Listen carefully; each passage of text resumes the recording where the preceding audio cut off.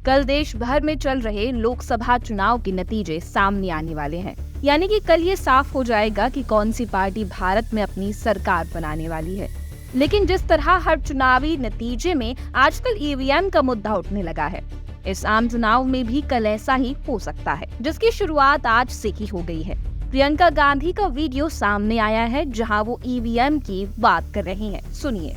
या तो इन्होंने कुछ गड़बड़ पहले से कर रखी है कि इनको मालूम है कि हमें 400 मिलने वाले हैं, है कि नहीं तो इस तरह ज्योतिषी की तरह कैसे कह सकते हैं कि क्या मिल रहा है। हम इतना कह सकते हैं कि अगर इस देश में आज के दिन ऐसा चुनाव हो जिसमें कोई गड़बड़ी नहीं हो, जिसमें ईवीएम में कोई गड़बड़ी नहीं है, तो मैं दावे के साथ कह सकती हूँ ये 180 से ज्यादा सीट नहीं ले सकते, उससे भी कम लेंगे। हमेशा से ईवीएम को मुद्दा बनाए हुए दिग्विजय सिंह कुछ ना बोले, ऐसा तो हो ही नहीं सकता। सुनिए वो क्या कहते हैं। जनता का वोट अगर पड़ा है तो इनको बहुमत नहीं मिल रहा है, और जो कांग्रेस पार्टी ने 295 का फिगर दिया है वो सही है। और उसके बाद यदि 300 पार, तो वो जनता का वोट नहीं है, वो ईवीएम मशीन का वोट है। दरअसल देखिए, जब किसी पार्टी को जनता से वोट नहीं मिलते हैं तो उन्हें ईवीएम पर इल्जाम डालने से अच्छा कोई प्लान दिखाई नहीं देता है। और यही लोग जहां बहुमत में आ जाते हैं वहां ईवीएम में कोई खराबी नहीं होती है।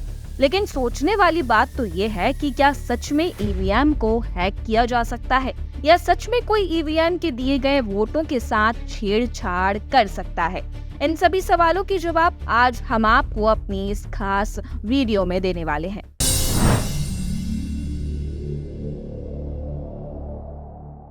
देखिए, ईवीएम एक ऐसी मशीन है जिसके 3 हिस्से रहते हैं। एक वो जिसमें मतदाता वोट डालते हैं, दूसरा वो जिसमें वायर के द्वारा मशीन जुड़ी होती है और वोटों की सारी जानकारी वो मशीन रखती है, और आखिरी हिस्सा वो मशीन होती है जिससे मतदान की पर्ची निकलती है और ये वेरीफाई करती है कि आपने जिस बटन को दबाया है वोट उसी पार्टी को गया है या फिर नहीं।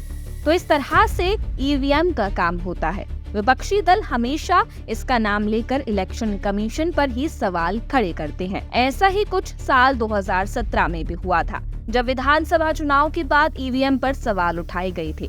बसपा प्रमुख मायावती और सपा अध्यक्ष अखिलेश यादव के अलावा कई नेताओं ने ईवीएम पर सवाल उठाए थे। इन नेताओं ने बैलेट पेपर से चुनाव कराए जाने की भी मांग कर डाली थी। दिल्ली के मुख्यमंत्री अरविंद केजरीवाल और राहुल गांधी भी कई बार ईवीएम हैक होने का दावा कर चुके हैं। उस दौरान परेशान होकर इलेक्शन कमीशन ने तमाम लोगों को एक साधारण सा चैलेंज दे डाला, जिसने अच्छों के मुंह बंद करा दिए।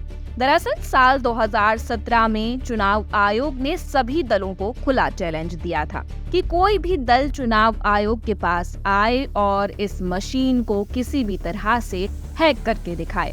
फिर क्या था, ईवीएम पर सवाल तो कई दलों ने उठाए थे, लेकिन जब चैलेंज स्वीकारने की बारी आई तो केवल 2 पार्टियां सामने आईं। ये पार्टियां थी एनसीपी और सीपीएम, जिनके नेता चुनाव आयोग तो पहुंचे थे, लेकिन उन्होंने भी चैलेंज स्वीकारने से मना कर दिया था। इस चैलेंज के दौरान चुनाव आयोग ने ईवीएम को दफ्तर से बाहर ले जाने से इनकार कर दिया था, साथ ही मदरबोर्ड से भी कोई छेड़छाड़ ना हो ऐसी भी हिदायत दी थी। लेकिन हाँ, हैक करने के लिए पार्टियां मोबाइल फोन और ब्लूटूथ का इस्तेमाल पूरी तरह से छूट के साथ कर सकती थी। पर इतना सब होने के बावजूद और ईवीएम पर इतना शक करने के बाद भी जब पार्टियों ने चुनाव आयोग के चैलेंज को स्वीकार नहीं किया था, अब जानते हैं कि क्या सच में ईवीएम को हैक किया जा सकता है। तो बता दें, अगर वोटिंग से पहले ईवीएम में कोई छेड़छाड़ हो तो ईवीएम काम करना बंद कर देती है, और अगर मतदान के बाद कोई गड़बड़ी करने की सोचे तो ईवीएम में कोई डेटा बढ़ाया या घटाया नहीं जा सकता है। इसके अलावा ईवीएम को कड़ी निगरानी में भी रखा जाता है, जिस कारणवश इसके हैक होने की संभावनाएं कम होती हैं। यदि मान लीजिए किसी को ईवीएम पर सच में विश्वास नहीं होता है तो प्रत्याशी चाहे तो पर्चियों की गिनती भी करा सकता है, पर अभी तक जितने नेताओं ने सवाल खड़े किए हैं, किसी ने भी गिनती कराने का प्रयास क्यों नहीं किया, और क्यों इस छोटे से चैलेंज को भी स्वीकारने से पीछे हट गए ये राजनीतिक दल। लगातार जुड़े रहने के लिए आयुक्त को सब्सक्राइब जरूर करें।